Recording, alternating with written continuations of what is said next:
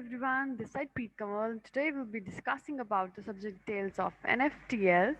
जैसे कि last lecture में NFTL के हम लोग डिस्कस कर रहे थे अबाउट द ट्रांसमिशन लाइंस कि ट्रांसमिशन लाइंस क्या होती हैं, किस तरह से वर्क करती हैं एंड अलोंग विद दैट हम लोग डिस्कस कर रहे थे about the points of transmission line की मिनिमम अटेनुएशन और मिनिमम डिस्टॉर्शन जो है वो हम किस तरीके से ऑब्टेन कर सकते हैं, उसके लिए हमें क्या करना पड़ेगा। तो आज हम जो नेक्स्ट लेक्चर डिस्कस करने वाले हैं उसका नाम है लोडिंग ऑफ लाइंस। जैसे कि हम लोगों ने डिस्कस किया कि जब हमें मिनिमम अटेनुएशन का क्राइटेरिया फॉलो करना होता है या मिनिमम अटेनुएशन ऑब्टेन करनी होती है, तो उसके लिए हमें क्या करना पड़ता है, आर बाय एल की वैल्यू जी बाय सी के इक्वल करनी होती है। और इसके लिए what we can do is we can increase the value of L, जिसकी वजह से क्या होगा, लोडिंग कम होगी, रिफ्लेक्शन ऑफ द वेव्स कम होगी, कैरेक्टरिस्टिक इम्पिडेंस जो है वो इम्प्रूव होगी, राइट। तो इस तरह से कुछ बेनिफिट्स होंगे। तो अब उसका मीनिंग क्या है, why we chose this L to be increase, तो उससे क्या होता है, it is under this topic, right. तो एज इंक्रीज ऑफ एल, अगर हम एल की वैल्यू को इंक्रीज करते हैं तो आर बाय एल की जो टोटल वैल्यू होगी वो रिड्यूस हो जाएगी।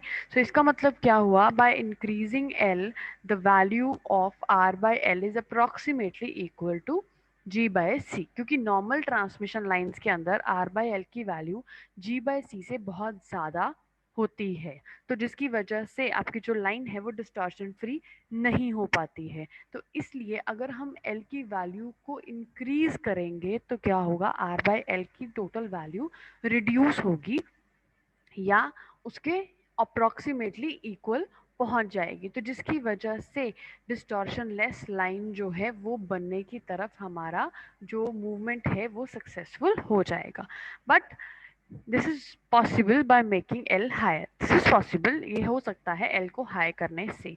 सो इसकी वजह से इस ये कैसे ऑब्टेन कर सकते हैं हम, by changing the line configuration and spacing and using high inductance wires. अब एल की वैल्यू को, अब जो ट्रांसमिशन लाइन्स है, जैसे कि हम लोगों ने पहले बात करी कि स्टार्टिंग ऑफ द चैप्टर में हम लोगों ने बात की कि जो ट्रांसमिशन लाइंस हैं हमारी, वो जो ट्रांसमिशन लाइंस हैं उनको हम क्या कर सकते हैं, उनके अंदर हम लोग कोई भी कंपोनेंट्स यूज नहीं करते हैं। उनके अंदर क्या होता है, सिर्फ इफेक्ट होता है, आर का, एल का, सी का, जी का, सिर्फ इफेक्ट होता है। उसके अंदर हम लोग कंपोनेंट्स नहीं लगा सकते हैं, राइट। तो इसकी इसकी मतलब क्या हुआ, इसका मतलब ये हुआ कि अगर हमें एल की वैल्यू को चेंज करना है तो हमें उस इफेक्ट को चेंज करना होगा या उस इफेक्ट की को बढ़ाना होगा। तो उसके लिए, उस इफेक्ट को बढ़ाने के लिए हम कैसे उसको हम फंक्शन में कैसे लेके आ सकते हैं, फिजिकली उसको कैसे चेंज कर सकते हैं, बाय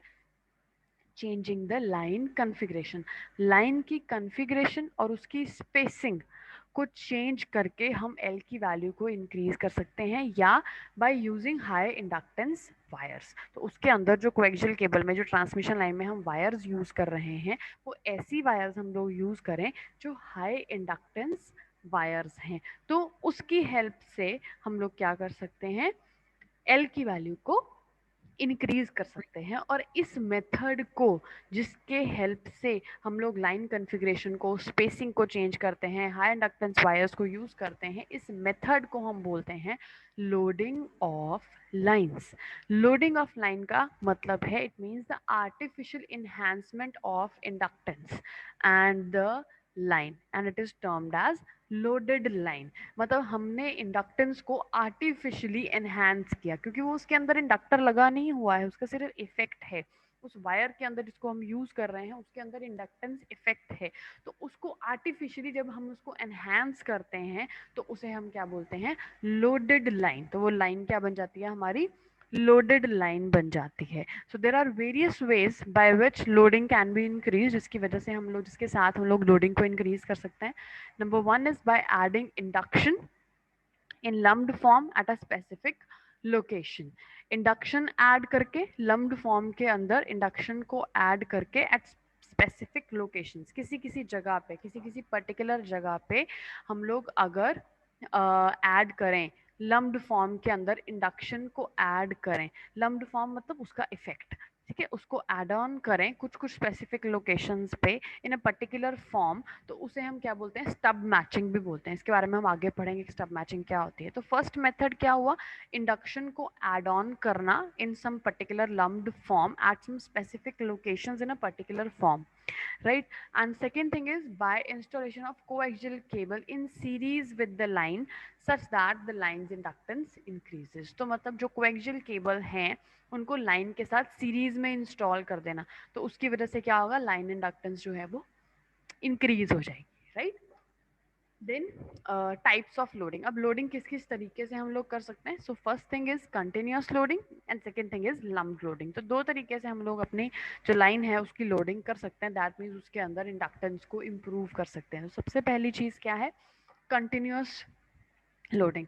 अब कंटिन्यूस लोडिंग में क्या होता है, एक स्टील टेप या कोई और magnetic material such as mu metal, उसको वाउंड किया जाता है round the conductor to be loaded, right. उसको वाउंड किया जाता है अराउंड द कंडक्टर ताकि उसको लोडेड बनाया जा सके, भरा हुआ बनाया जा सके, उसकी वैल्यू को, उसकी इंडक्टेंस को इंक्रीज किया जा सके, and this increases the permeability of surrounding medium. तो वो क्या करेगी, सराउंडिंग मीडियम की परमिएबिलिटी को इम्प्रूव करेगी, और इसकी वजह से क्या होगा, आपकी इंडक्टेंस जो है वो इंक्रीज होगी। तो देखो जैसे L होता है, L is approximately equal to mu divided by D by N into T plus 1 milli henry, right, या हेनरीज में होता है आपका इंडक्टर जो होता है।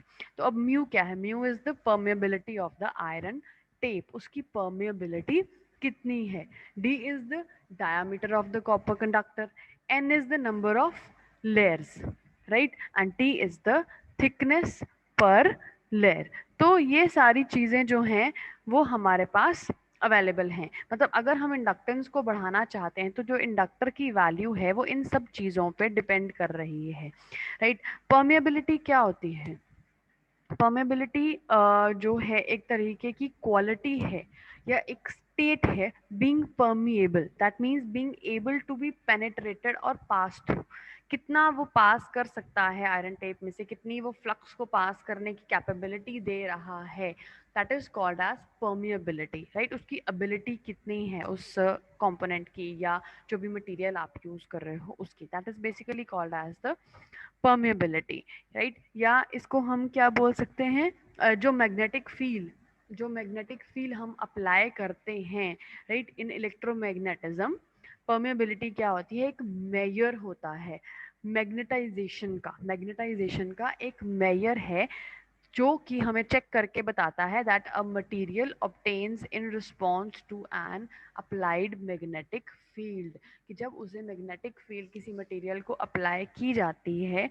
तो उसका रिस्पॉन्स कैसा होता है, दैट इज बेसिकली कि उसकी मैग्नेटाइजेशन कितनी हो रही है उसके उस मैग्नेटिक फील्ड के corresponding, that is basically permeability. उससे हम उस चीज को चेक कर सकते हैं, राइट। तो अब ये क्या हो गई, म्यू हो गई परमेबिलिटी, डी हो गया डायमीटर, कितना डायमीटर यूज कर रहे हैं आप कॉपर कंडक्टर का, एन हो गया नंबर ऑफ लेयर्स कितनी है, टी हो गया पर लेयर उसकी थिकनेस कितनी है आयरन वायर की। सो this method may be useful in order to give an increase in inductance up to approximately 100 millihenry per mile। So ये चीज यूजफुल हो सकती है in order to give an increase in inductance. तो इसको अगर हम चेंज करते हैं, permeability of the surrounding medium को अगर हम चेंज करते हैं, परमेबिलिटी को इंक्रीज करते हैं, तो उसकी वजह से हमारा डायरेक्टली इफेक्ट किस पे पड़ रहा है, इंडक्टेंस पे पड़ रहा है। तो what he is saying is कि इट मे बी यूजफुल, ये मेथड यूजफुल हो सकता है in order to give an increase in inductance approximately 100 milli henry per mile के हिसाब से इसमें इंप्रूवमेंट जो है वो हो सकती है। But though the cost is excessive due to the difficulties in construction, but इसकी कंस्ट्रक्शन डिफिकल्ट है जिसकी वजह से इसकी कॉस्ट जो है वो इंक्रीज हो सकती है। So this can be a method जिसको हम यूज कर भी सकते हैं, नहीं भी कर सकते हैं। लेकिन also the large apparent increase in primary constant R due to eddy current losses and hysteresis losses in the magnetic material वो ज़्यादा प्रॉब्लम क्रिएट करते हैं because of primary constant R जो है वो भी बढ़ जाता है। यहाँ पे इस तरीके से अगर परमेबिलिटी को इंक्रीज करने से हम एल को बढ़ाने की कोशिश करते हैं तो उससे हमें नेगेटिव इफेक्ट, पहली चीज़ तो ये कि हमारी कॉस्ट इंक्रीज हो जाती है बिकॉज कंस्ट्रक्शन, एसिड कंस्ट्रक्शन करनी डिफिकल्ट है। दूसरी चीज़ कि एडी करंट लॉसेस और हिस्टेरेसिस लॉसेस भी इंक्रीज करते हैं मैग्नेटिक मटेरियल के, तो जिसकी वजह से प्राइमरी कांस्टेंट जो हमारा आर है वो भी बढ़ जाएगा। तो हमें क्या करना था, एल को बढ़ाने से आर बाय एल को रिड्यूस करना था, लेकिन इस तरीके से अगर हम इस मेथड को यूज करके एल को बढ़ाते हैं तो हमारा आर भी बढ़ जाता है और आर बाय एल की value already ji by C से बहुत ज़्यादा हाई है। तो हम जिस रीज़न की वजह से एल को इंक्रीज कर रहे थे वो रीज़न हमारा फुलफिल नहीं हुआ, तो इसलिए इस मेथड को हम नहीं यूज़ करते हैं और इसकी वजह से और भी प्रॉब्लम्स आती हैं, स्मॉल डिफरेंसेस आते हैं मैकेनिकल प्रेशर में between the tape and the conductor and it may cause large variations in the primary constant, उसकी वजह से प्राइमरी कांस्टेंट में बहुत ज़्यादा वेरिएशंस आ सकते हैं। तो इसलिए ये जो है कंटिन्यूस जो लोडिंग है ये सिर्फ सबमरीन केबल्स पे यूज़ होती है because of water tight joints at the loading points. Water tight joints क्योंकि उन्होंने बने हुए होते हैं वहाँ पे लोडिंग पॉइंट्स के ऊपर, तो इसलिए जो सबमरीन केबल्स हैं अंडर वाटर जो यूज़ होती हैं वहाँ पे कंटिन्यूस लोडिंग टाइप जो है इसको यूज़ किया जाता है and it has a definite advantage over lumped loaded cable, so that attenuation increases smoothly with the increase in frequency and the attenuation versus frequency curve of the continuous loaded cable and the lumped cable and unloaded cable are shown। यहाँ पे ये चीज़ जो है वो show करी गई है कि जो कॉपर कंस्ट्रक्शन है इसके अंदर क्या होता है, कॉपर कंडक्टर है बीच में, राइट, उसकी जो थिकनेस है वो डी है, राइट, और यहाँ पे आयरन टेपिंग जो है वो की गई है साइड्स के ऊपर, राइट। और अगर हम इसका कंटिन्यूस लोडिंग का ग्राफ देखें, कंटिन्यूस लोडिंग की जो अल्फा है यानी कि जो अटेनुएशन है उसकी वो बहुत कम होती है, लेकिन कॉइल लोडेड और अनलोडेड के अंदर वो अटेनुएशन जो है वो बहुत ज़्यादा इंक्रीज हो जाती है, राइट। तो this is the advantage of continuous loading, इसकी वजह से इसे सबमरीन केबल्स में यूज करते हैं। कुछ डिसएडवांटेजेस हैं, कुछ एडवांटेजेस है। तो let's move on to the second method. Second method जो लोडिंग ऑफ लाइंस का है that is called as lumped loading. अब लम्प्ड लोडिंग का क्या मतलब है, the inductance of a transmission line may also be increased by the introduction of inductance coils at uniform and definite interval along the length of the line। तो inductance जो है transmission line की उसे हम कैसे इंक्रीज कर सकते हैं, by the introduction of inductance coils uniform और definite interval along the length of the line पे।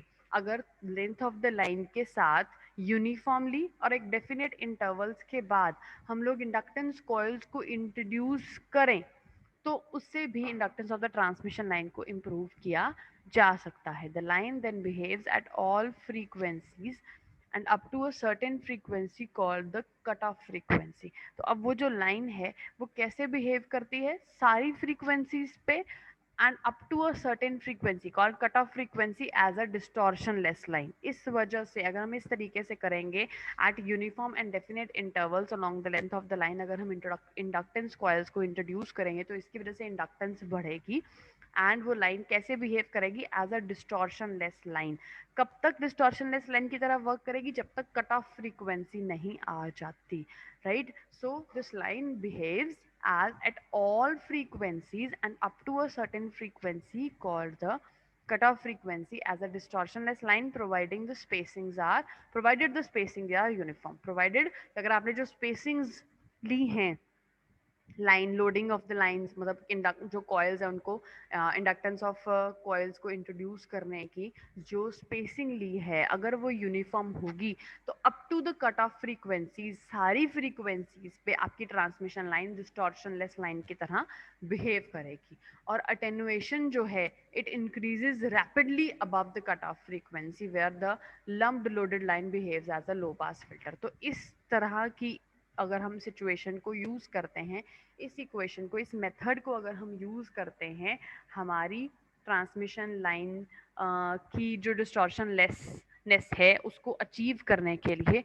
तो आपकी ये जो ट्रांसमिशन लाइन है इस मेथड के साथ वो एक लो पास फिल्टर की तरह बिहेव करेगी, यानी कि जीरो से लेके कट ऑफ फ्रीक्वेंसी तक कुछ एक पर्टिकुलर फ्रीक्वेंसी बैंड को जो है वो डिस्टॉर्शन लेस की तरह बिहेव करेगी, लेकिन उसके बाद अटेनुएशन बहुत ज़्यादा राइज कर जाएगी. So this method of loading is more convenient than continuous loading. In practice ये मेथड ज़्यादा कन्वीनियंट है, राइट, प्रोवाइडेड कि आपकी जो स्पेसिंग्स हैं जहाँ पे आपने इंडक्टेंस को इंट्रोड्यूस किया है, कॉइल्स को इंट्रोड्यूस किया है, वो यूनिफॉर्म हो. So there is however a practical limitation यहाँ पे by which conductance of the line may be increased to reduce the attenuation. The inductance coils possess a certain resistance, and thus increase in L also increase in R. If R increases, the hysteresis and eddy current losses increase होंगे in the loading coils, and hence the distortion increases in the line. So if the coils are not carefully designed, the distortion may again be introduced in the line. So यहाँ पे एक practical limitation क्या है कि वैसे तो हम inductance को बढ़ा के attenuation को reduce कर सकते हैं, लेकिन अगर इंडक्टर्स को प्रॉपरली केयरफुली डिज़ाइन नहीं किया गया है और उस इंडक्टेंस की वैल्यू के बढ़ने की वजह से अगर हमारे सर्किट के अंदर, अगर हमारे लाइन के अंदर एडी करंट और हिस्टेरेसिस लॉसेस बढ़ गए तो उसकी वजह से रेजिस्टेंस बढ़ जाएगी और फिर दोबारा से डिस्टॉर्शन जो है वो इंट्रोड्यूस हो जाएगी आपके ट्रांसमिशन लाइन के अंदर. So it should be very carefully designed, right. Next आ गए हमारे लोडिंग कॉइल्स. अब लोडिंग कॉइल्स का क्या मीनिंग है? Low resistance, low core loss, maintenance of the circuit balance, avoidance of interference between the circuits, and small size are the most important aspects of design and application of the loading coils. अब loading coils को design करने के लिए वो कैसी होनी चाहिए? Low resistance होनी चाहिए, लो कोर लॉस होना चाहिए, मेंटेनेंस होना चाहिए सर्किट बैलेंस का, इंटरफेरेंस नहीं होना चाहिए सर्किट्स के अंदर, एंड स्मॉल साइज होना चाहिए उनका. They are the most important aspects of design and application of the loading lines. So the core जो है it is usually a toroidal type and made of permalloy or molybdenum permalloy dust bound by shellac. So ये सारी चीजें जो उसके अंदर use होती हैं उसको बनाने के लिए कोर को. So this type of construction जो है it permits the loading of high inductance. तो ये क्या परमिशन देती हैं? Loading of high inductance with small dimension and low eddy current losses. तो जो हमारी प्रॉब्लम्स थी वो लोडिंग कॉयल के अंदर सॉल्व की जा सकती हैं. सो ये कॉयल को हम क्या करते हैं? It is wound on a wire with the largest diameter wire consistent with small size. So each winding is divided into two equal parts so that exactly half of the total inductance can be inserted into each leg of the circuit. हर एक leg of the circuit के अंदर इसको total inductance का half जो है वो at least उसके अंदर इंट्रोड्यूस करवाया जा सके ताकि इसके अंदर लो रेजिस्टेंस हो, लो एडी करंट लॉसेस हो, लो कोर लॉसेस हो, कोर लॉसेस हो, एंड देन उसका सर्किट बैलेंस जो है वो अच्छे तरीके से बना रहे. अब इफेक्ट क्या है? लोडिंग होने से इफेक्ट्स क्या होते हैं?